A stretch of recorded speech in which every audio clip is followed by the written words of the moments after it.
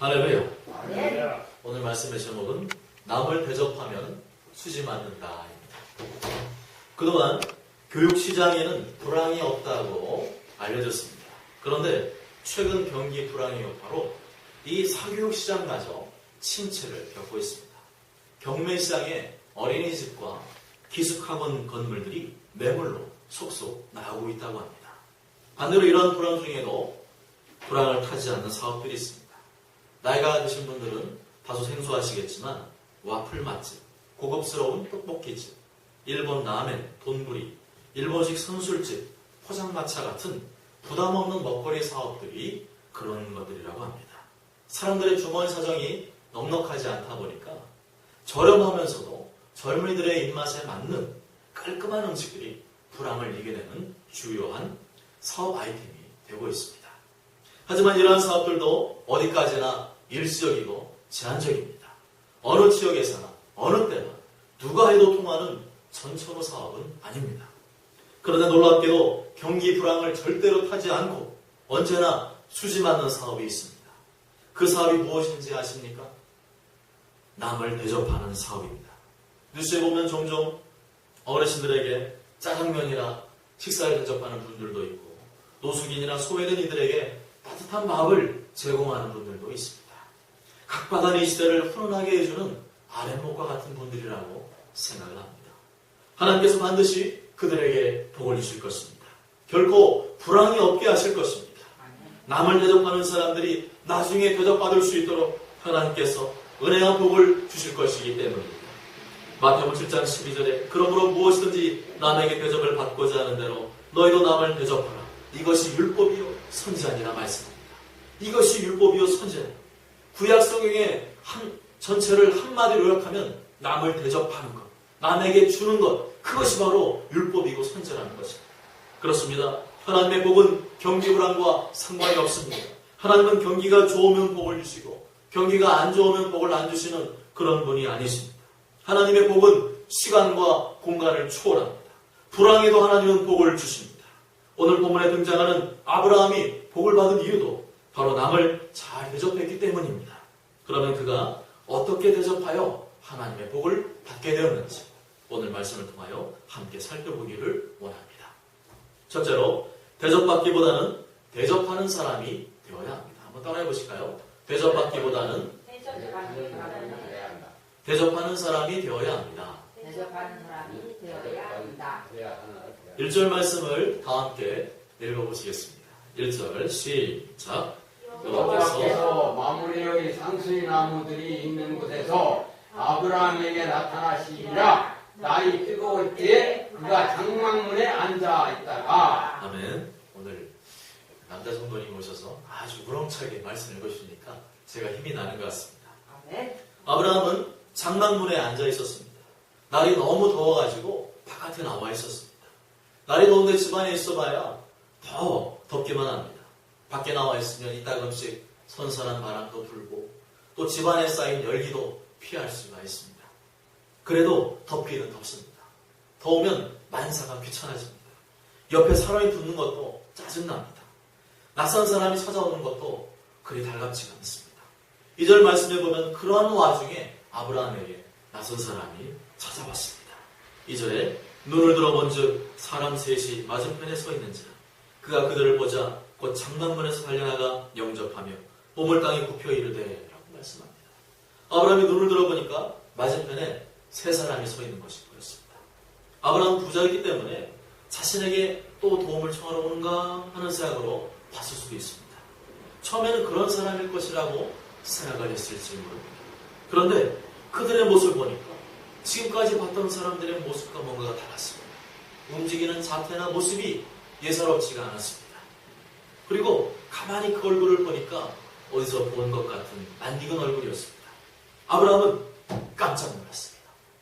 조카 롯을 구해줬을 때 만나 뵈었던 그분, 햇불 언약과 할례 언약을 통해 자신에게 큰 복을 약속하셨던 바로 그분이었습니다. 바로 하나님이 그 세 사람 중에 함께 계셨던 것입니다. 여기서 한 분은 하나님이시고 두 사람은 창세기 19장 1절에 두 천사라고 나옵니다. 여호와 하나님께서 두 천사를 배동하고 아브라함을 직접 찾아오시는 것이었습니다. 이 하나님은 구약에 잠시 나타나신 예수 그리스도라고 볼 수가 있습니다. 인간의 모습으로 나타나신 하나님은 예수님 외에는 없기 때문입니다. 손님이 하나님이심을 눈치챈 아브라함은 지체하지 않고 곧장 장막문에서 밖으로 달려나갔습니다. 더워서 땀이 비오듯 하면서도 하나님이 나를 찾아오셨다는 사실에 감격하여 한 걸음에 달려나갔습니다. 그가 그들을 보자 곧 장막문에서 달려나가 영접하며 아브라함은 99세의 연로한 노인이었지만 자신의 나이도 잊어버렸습니다. 몸이 불편하다는 사실도 잊어버렸습니다. 너무 좋아서 너무 기뻐서 하나님과 그 일행을 한 걸음에 달려가 영접해 주었습니다. 아브라함의 이러한 모습은 거짓되거나 위선된 모습이 아니었습니다. 그저 반가운 척한 것이 아니라 진심에서 우러나오는 것이었습니다. 반갑고 기쁜 마음을 주체하지 못하여 반사적으로 행동한 것이었습니다. 우리에게 이런 마음이 있어야 합니다. 내가 누군가를 영접하고 대접한다는 사실만으로 감사하고 기뻐할 수 있어야 합니다. 무엇을 대접할까 하는 내용도 중요하지만 그보다 더 중요한 것은 대접하는 사람의 마음가짐과 자세입니다. 우리 집에 손님이 온다는데 대접을 안 할 수는 없고 뭐 준비는 해야겠고 이러한 식의 귀찮고 불편한 마음으로가 아니라 남을 섬길 수 있는 기회를 주신 하나님께 감사하는 마음으로 남을 기쁘게 대접할 수 있어야 합니다. 교회에서, 가정에서, 직장에서 남을 섬기고 대접할 수 있는 것은 하나님의 축복입니다. 남을 대접하면 내 물질의 일부가 아니면 내 어떤 것의 일부가 없어지는 것 같지만 사실은 정반대입니다. 남을 대접하면 할수록 더 많은 사람을 내 사람으로 만들 수가 있습니다. 하나님께서 그런 사람에게 복을 주시고 더욱더 번창하고 잘 될 수가 있습니다. 그러나 우리의 마음속에는 나에게 도움을 줄 만한 사람이 찾아오면 좋아. 내가 도움을 줘야 될 만한 사람이 찾아오면 별로 달갑지 않아 하는 못된 마음이 있습니다. 저도 여기에서 자유롭지 못합니다. 우리 교회가 그다지 넉넉하지 못하다 보니까 누가 우리 교회를 도와주기 위해 찾아와 주었으면 하는 마음을 갖고 있을까요? 안 갖고 있을까요? 갖고 있습니다. 갖고 있습니다. 지지난주인가요? 낮에 어떤 젊은 부부가 우리 교회를 찾아오셨어요. 처음에는 누군지 몰랐습니다. 그래서 누구세요? 했더니 대답도 안 하고 혼자 예배실로 와가지고 기도부터 하는 것이었습니다. 그래서 우리 교회 다니려고 오신 분이구나 하고 속으로 되게 좋아했습니다. 그런데 나중에 알고 보니까 이 인간 개척교회 목사님 부부라고 하셨을 때 약간 아쉬운 마음이 들었던 게 사실입니다. 얘네 속으로 부끄러운 마음이 들었습니다. 목사가 돼가지고 도와주고 섬길 마음부터 가져야지 아직 멀었다는 생각이 들었습니다. 아마 여러분들도 이런 경험을 하신 적이 있을 것입니다. 남들에게 받기를 바라는 마음이 드러나서 살짝 민망했던 적이 있을 것입니다. 이런 마음을 우리는 버려야 됩니다. 그리스도인으로서 하나님의 자녀로서 받기만을 바라는 마음을 가지고 살면 나도 모르는 사이에 부끄러움을 당할 수가 있습니다. 복음적인 삶을 살 수가 없습니다. 나와 매일 만나고 스치는 사람들에게 받기만을 바란다면 전도는 물 건너가는 겁니다. 나를 통해 그 영혼이 구원받고 하나님을 만나게 된다는 것은 불가능해집니다. 그러므로 우리는 예수님처럼 대접하고 섬기는 자가 되어야 됩니다. 주는 자가 되어야 됩니다. 아멘. 하나님의 아들이신 예수님께서 이 땅에 오셔서 사람들로부터 영광받지 않으셨습니다. 일부러 그런 자리가 있으면 피하셨습니다. 그 대신 예수님께서는 당신의 물과 피를 모조리 다 쏟으시고 생명까지 아낌없이 주신 줄 믿습니다. 아멘. 마태복음 20장 28절에 인자가 온 것은 섬김을 받으려 함이 아니라 도리어 섬기려 하고 자기 목숨을 많은 사람의 대속물로 주려 함이니라 말씀합니다. 그와 비교해 볼 때 우리의 모습은 얼마나 부끄럽습니까? 교회에서도 내가 직분자라고 대접받으려 하고 내가 신앙생활을 남들보다 오래 했다고 힘주려 하고 집에서도 내가 부모라고 대접받으려 하고 직장에서도 내가 좀 짬밥 있다고 대접받으려 하고 그런 모습이 우리의 모습은 아닙니다. 우리는 죄성을 가진 인간들이기 때문에 가만히 있으면 안 됩니다. 부단히 기도하며 노력해야 됩니다. 나의 옛자아를 깨뜨리고 그런 것들을 새롭게 하기 위해서 애를 써야 합니다. 남들에게 대접받으려고 하는 자기중심적인 생각을 버리고 어떻게 남을 대접할 수 있을까? 어떻게 하면 더 잘 대접할 수 있을까? 고민하는 겸손하고 아름다운 마음을 가지시기를 바랍니다. 아멘. 또 또한 남을 대접하되 외모로 차별해서는 안 됩니다. 야고보서 2장에 보면 만일 너희 회당에 금가락지를 끼고 아름다운 옷을 입은 사람이 들어오고 또 남루한 옷을 입은 가난한 사람이 들어올 때 너희가 아름다운 옷을 입은 자들을 눈여보고 말하되 여기 좋은 자리에 앉으소 하고 또 가난한 자에게 말하되 너는 거기 서 있든지 내 발등상 아래에 앉으라 하면 너희끼리 서로 차별하며 악한 생각으로 판단하는 자가 된 것이 아니냐 말씀합니다. 우리는 외모로 사람을 차별하는 아주 안 좋은 습관을 가지고 있습니다.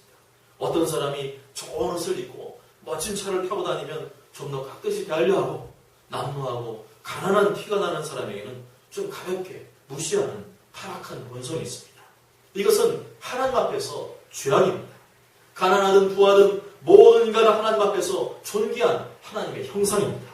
창세기 1장 27절에 하나님이 자기 형상 곧 하나님의 형상대로 사람을 창조하시되라고 말씀합니다. 설사 세상은 그렇게 돌아간다 할지라도 우리 그리스도인은 그러한 세상의 흐름을 거슬리며 살아가야 됩니다. 세상과 구별된 삶을 보여주어야 됩니다. 아멘. 그리스도인의 눈에는 힘 있는 부자보다는 약하고 소외된 자들이 먼저 눈에 들어와야 됩니다.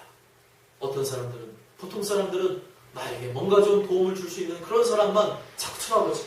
우리 그리스도인들은 어떻게 하면 저 약하고 소외된 사람들을 도와줄 수 있을까 하는 그런 마음을 가져야 됩니다. 아멘. 신문을 볼 때도 그렇고 뉴스를 볼 때도 그래야 됩니다. 그들을 더욱 존귀히 여겨야 됩니다. 왜냐하면 예수님의 마음이 지금도 변함없이 이 연약하고 소외된 자들을 향하고 있기 때문입니다. 아멘. 마태복음 10장 42절에 누구든지 제자의 이름으로 이 작은 자 중 하나에게 냉수 한 그릇이라도 주는 자는 내가 진실로 너에게 이르노니 그 사람이 결단코 상을 잃지 아니하리라. 마태복음 18장 6절에 누구든지 나를 믿는 이 작은 자 중 하나를 실족하게 하면 차라리 연자 맷돌이 그 목에 달려서 깊은 바다에 빠져들어있는 것이 나으리라 말씀하셨습니다. 얼마나 예수님께서 작은 자와 연약한 자들에게 관심 많으신지 모릅니다. 또한 마태복음 25장에 보면 양과 염소의 비유가 나옵니다. 마지막 때가 되면 하나님께서 양과 염소로 구분하듯 의인과 악인을 구분하실 것입니다. 그때 판단하시는 중요한 기준이 바로 이 땅에서 약하고 소외된 자들을 어떻게 대느냐에 달려 있습니다. 내가 줄일 때 너희가 먹을 것을 주지 아니하였고 목마를 때 마시게 하지 아니하였고 나그네 되었을 때 영접하지 아니하였고 헐벗을 때 옷 입히지 아니하였고 병들었을 때와 옥에 갇혔을 때 돌보지 아니하였느니라. 내가 진실로 너에게 이르노니 이 지극히 작은 자 하나에게 하지 아니한 것이 곧 내게 하지 아니한 것이니라 하시리니 그들은 영벌에 의인들은 영생에 들어가리라 하시니라. 아멘. 이 말씀은 우리의 행위로 구원을 받는다는 말씀입니다. 예수를 믿는 사람은 반드시 선한 삶이 뒤따를 수밖에 없다는 것입니다. 죽은 믿음이 아니라 산 믿음을 가진 사람이라면 반드시 그에게서 살아있는 믿음의 열매가 나타날 수밖에 없다는 것입니다. 한편 아브라함은 하나님과 그의 행들을 진심으로 기쁘게 맞이했을 뿐만 아니라 극진히 대접하였습니다. 날이 덥다고 대충 대접하지 않았습니다. 불시에 찾아왔다고 냉수 한 잔만 대접하지 않았습니다. 3절부터 8절까지 말씀을 보면 아브라함이 얼마나 극진히 대접했는지를 알 수가 있습니다. 먼 여인길에 묻은 발에 먼지를 털도록 씻을 수 있도록 물을 준비해 주었습니다. 급히 장막으로 가서 사라에게 떡을 만들 것을 지시했습니다. 여기서 나오는 그 떡의 양을 계산해 보면 21kg입니다. 몇 명이 먹습니까? 3명에다가 아브라함 부부 또 뭐 종들 몇 명이 봐요. 아주 푸짐하게 극진히 준비했습니다. 또 종들에게 가서 기름지고 좋은 송아지를 잡을 것을 지시하였습니다. 그 몇 명 먹는데 송아지 그걸 어떻게 다 먹습니까? 송아지는 매우 귀한 분에게 드리는 음식이었습니다. 비록 짧은 시간이었지만 아브라함은 할 수 있는 최선의 노력을 다하여 음식을 극진히 준비하여 대접하였습니다. 제가 개척을 한 이후로 그동안 배우고 싶었던 여러 세미나를 다닐 수가 있게 되었습니다. 그런데 어떤 세미나는 정말 극진히 정성스럽게 대접한다는 그런 마음을 받는 세미나가 있습니다. 어떤 세미나는 그렇지 않다. 정말 좀 대접하는 게 좀 요식이다. 이런 생각을 드는 세미나도 있었습니다. 어떤 세미나는 무료로 진행하는데도 얼마나 과하게 섬겨주시고 대접하는지 너무 황송하고 감사했습니다. 또 세미나 끝날 때는 선물까지 챙겨주는 것이었습니다. 반대로 어떤 세미나는 적지 않은 참가비를 냈습니다. 그럼에도 불구하고 식사도 그렇고 섬겨주는 것도 그렇고 내가 낸 돈 다 어디 갔나? 그런 생각이 들게 만드는 세미나가 있었습니다. 사랑하는 여러분, 남을 대접하는 일을 즐겨하시길 바랍니다. 아멘. 콩 한 쪽이라도 나눠 먹는 심정으로 나의 것을 떼어 남을 대접하는 그러한 일이 내 인생의 취미가 되시길 바랍니다. 아멘. 대접한다는 말은 꼭 비싼 것을 대접해야 된다는 그러한 의미는 아닙니다. 단지 내 수준에서 최선을 다하여 대접하면 그것이 최고의 대접이 되는 줄 믿습니다. 아멘. 그리스도인은 절대로 인색하면 안 됩니다. 인색한 사람은 전도를 똑바로 못합니다. 한 영혼을 구원하기 어렵습니다. 예수님의 지상명령에 순종할 수가 없습니다. 하나님 앞에 갔을 때 심한 책망과 꾸중을 받게 될 것입니다. 모쪼록 모두가 대접받는 것에서 기쁨을 찾기보다는 남을 대접하고 섬기는 일에서 기쁨과 보람을 찾으시기를 주님의 이름으로 간절히 축복합니다. 아멘. 둘째로 대접하는 사람에게 복을 주십니다. 따라해보실까요? 대접하는 사람에게 천천히 따라해보실까요? 대접하는 사람에게 대접하는 사람에게 복을 주십니다. 옳습니다. 9절과 10절 다 함께 읽어보실까요? 9절과 10절 시작. 그들이 아브라함에게 이르되 내 아내 사라가 어디 있느냐? 대답해서 장막에 있나이다. 그가 이르시되 내년 이맘때 내가 반드시 내게로 돌아오리니 내 아내 사라에게 아들이 있으리라 하시니 사라가 그들이 장막문에서 들었더라. 아멘. 하나님과 그 일행은 아브라함의 극진한 대접을 받고 음식을 맛있게 드셨습니다. 그리고 나서 하나님은 가만히 계시지 않았습니다. 아브라함을 향하여서 축복의 말씀을 선포하셨습니다. 그것은 그동안 약속하신 말씀에 대한 최후 확정과 같은 말씀이었습니다. 내가 반드시 너에게 그 약속을 지키리라 다시 한번 다짐하시는 말씀이었습니다. 내년 이맘때 사라가 아들을 임신할 것이라고 하는 그러한 약속을 재확인시켜 주시는 말씀이었습니다. 그러나 하나님의 축복의 말씀을 사라는 받아들이지 않았습니다. 아니, 받아들일 수가 없었습니다. 왜냐하면 도저히 믿겨지지가 않았기 때문입니다. 그도 그럴 것이 11절 말씀을 보면 아브라함과 사라는 나이가 많아 늙었고 사라에게는 여성의 생리가 끊어졌는지라 말씀합니다. 당시 아브라함의 나이가 99세였고 사라의 나이는 89세였습니다. 여러분이 그러한 나이에 이런 말씀을 주신다면 고지고대로 믿길 것 같습니까? 똑같을 겁니다. 잘 믿겨지지가 않을 겁니다. 그러니까 아브라함에게 벌써 몇 번 말씀인지 모릅니다. 하나님은요, 잘 못 믿으면은 계속 반복해서 말씀합니다. 믿을 때까지, 믿어질 때까지 똑같은 말씀을 계속해서 말씀하십니다. 생전 그런 일이 있었다고 들어본 적도 없었고, 그것은 아무리 생각을 해봐도 실현 불가능한 일이었습니다. 사라는 이미 아이를 가질 수 있는 기능을 상실한 상태였습니다. 그러나 아이를 낳는 것은, 그러니까 아이를 낳는다는 것은 상상 속에서나 가능한 일이었습니다. 그러니까 하나님 말씀을 들은 이 사람, 하나님이 너무 당연하게 말씀하시니까 또 그 말씀을 또 생각해보니까 황당하고 또 기가 차서 웃음이 피식하고 나왔던 모양입니다. 그리고 12절, 이렇게 12절에 보니까 사라가 속으로 웃고 이르되 내가 노쇠하였고 내 주인도 늙었으니 내게 무슨 즐거움이 있으리요? 라는 속으로 그렇게 말했어요. 하나님은 우리의 속마음을 다 알고 계십니다. 겉으로 말하지 않아도 속으로 무슨 생각하고 있는지, 어떤 마음을 품고 있는지 다 알고 계십니다. 그런데 사라는 하나님이 설마 내 속마음까지 알 수 있으랴 하면서 생각했던 것 같습니다. 15절에 사라가 두려워서 부인하여 이르되 내가 웃지 아니하였나이다. 이르시되 아니라 내가 웃었느니라 말씀합니다. 하나님이 누구신지 잘 모르니까 그 앞에서 감히 거짓말할 생각을 했던 것입니다.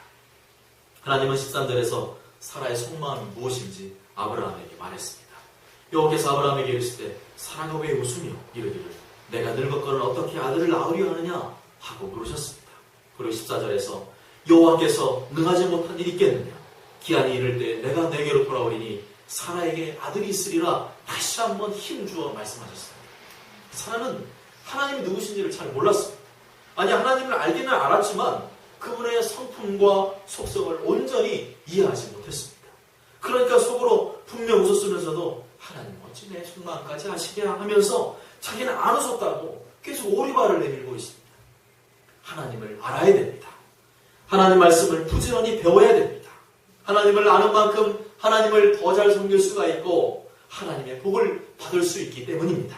아멘. 하나님 능치 못할 일이 없는 절대자이십니다. 지존자이십니다. 하나님의 말씀은 우리의 머릿속으로 생각해서 이해가 되면 받아들이고 이해가 안 되면 버려되는 인간의 지식이나 사상이 아닙니다. 하나님 말씀은 신뢰의 대상입니다. 이해가 되고 안 되고는 둘째 문제입니다. 하나님 말씀하셨으면 먼저 그대로 될 것이라고 순수하게 믿는 자세가 중요합니다. 아멘. 누가복음 1장에 보면 마리아에게 성령으로 하나님의 아들을 잉태하게 될 것을 천사가 예고하는 장면이 나옵니다. 이것은 인간의 머리로 이해가 안 되는 말입니다. 어떻게 남자를 가까이 하지 않고 자식이 저절로 생겨서 배가 부를 수 있습니까? 그러나 마리아는 사라와는 달랐습니다. 자신의 머리로는 이해가 되지 않았지만 지금 주신 말씀은 하나님의 말씀임을 믿었습니다. 하나님은 능치 못할 일이 없는 전능하신 하나님이라는 사실을 알고 있었기 때문에 하나님 말씀이 떨어지자 그 말씀을 믿었습니다. 대저 하나님의 모든 말씀은 능하지 못하심이 없느니라 마리아가 이르되 주의 여정이 오니 말씀대로 내게 이루어지이다 하매 천사가 떠나가니라. 아멘. 그렇습니다. 하나님의 말씀을 믿는 자에게는 복이 있습니다. 아브라함이 극지에 대접하고 섬겼을 때 하나님께 주신 약속의 말씀은 믿음으로만 받을 수 있는 축복의 말씀이었습니다. 사랑하는 여러분, 남을 대접하면 하나님께서 복을 주십니다. 남을 대접하면 수지 않는다. 남을 대접하는 일은 손해가 아니다. 남을 대접하는 사람에게는 불황이 없다는 말씀을 순수하게 믿음으로 받으시기 바랍니다. 아멘. 내 생각이 말씀보다 강하거나 내 생각 속에서 하나님 말씀을 제한시켜 놓으면 그 말씀이 나의 것이 될 수가 없습니다. 아무리 축복의 말씀이라도 나에게 복이 될 수가 없습니다. 매주 선포되는 하나님의 말씀은 우리에게 복을 주시는 말씀입니다. 그렇지만 그 말씀을 내 생각 속에서 쳐내고 밀어버리면 우리에게는 아무런 유익이 없습니다. 오직 하나님의 말씀은 능치 못함이 없는 전능하신 하나님의 말씀으로 믿으시기 바랍니다. 아멘. 말씀대로 살면 하나님께서 경기불황도 뚫고 나에게 복을 주신다는 믿음을 가지시길 바랍니다. 아멘. 모쪼록 저는 모두가 예수님께서 십자가에서 우리를 구원하시기 위해 생명까지 내어주신 것처럼 한평생 남을 대접하고 섬기는 복 있는 삶을 사시길 주님의 이름으로 간절히 축복합니다. 아멘. 기도하겠습니다.